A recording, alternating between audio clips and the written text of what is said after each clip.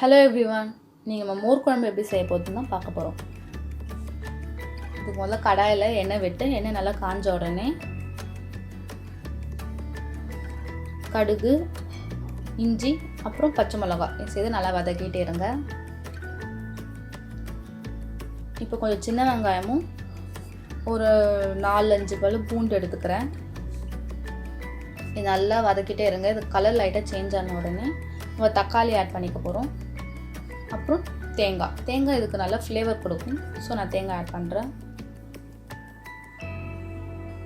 இப்போ நல்லா வதக்கிட்டே இருங்க. இது நல்லா வதங்கின உடனே நம்ம இதை அரைச்சி எடுத்துக்க போகிறோம்.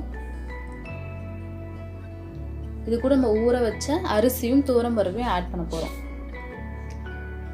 இப்போ பார்த்தீங்கன்னா இது நல்லா அரைஞ்சி வச்சுருக்கேன். இப்போ அதே கடாயில் கொஞ்சம் எண்ணெய் விட்டு கடுகு, கருவேப்பிலை, பெருங்காயம் கொஞ்சம் ஆட் பண்ணிவிட்டு மஞ்சத்தூள் இதெல்லாம் சேர்த்துட்டு நல்லா மிக்ஸ் பண்ணி எடுத்துக்கோங்க.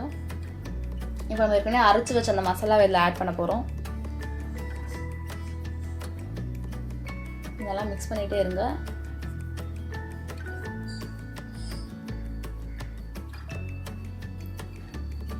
இப்போ நம்ம தயிரை நல்லா மோராக கடைஞ்சி வச்சுருக்கோம். இப்போ நம்ம மோர் இதில் ஆட் பண்ண போகிறோம். ப்ளஸ் இதுக்கு தேவையான உப்பு கொஞ்சம் சேர்த்துக்கோங்க.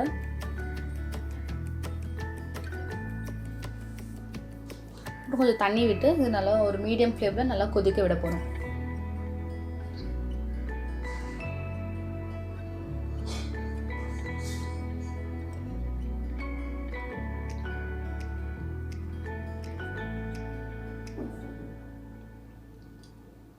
குழம்பு இந்த ஸ்டேஜ் வந்தோடனே இதை நம்ம ஆஃப் பண்ணி எடுத்துக்கலாம்.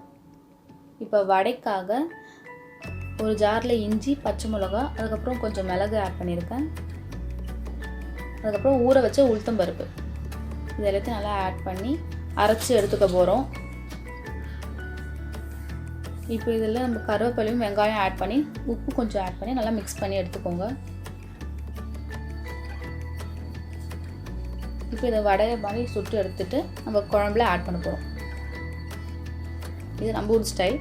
இதே நார்த் இந்தியாவில் பார்த்திங்கன்னா இவங்க எல்லாத்துலேயும் கடலை மாவை ஆட் பண்ணி செய்வாங்க.